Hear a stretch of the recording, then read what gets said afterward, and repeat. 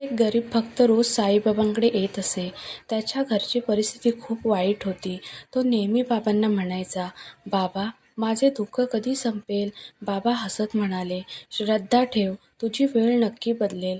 एके दिवशी बाबांनी त्याला थोडे पैसे दिले आणि सांगितले, "यातून तुझा उदरनिर्वाह कर." भक्त आनंदाने घरी निघाला. वाटेत त्याला एक भुकेला माणूस दिसला. त्याने विचार केला, बाबांनी दिलेले पैसे आहेत, पण हा माणूस जास्त गरजू आहे. त्याने सगळी रक्कम त्या गरिबाला देऊन टाकली.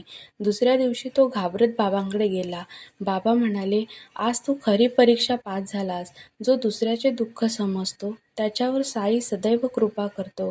काही दिवसातच त्या भक्ताला चांगले काम मिळाले आणि त्याचे आयुष्य बदलून गेले. या कथेचा संदेश: दान आणि करुणा हेच खरे पुण्य.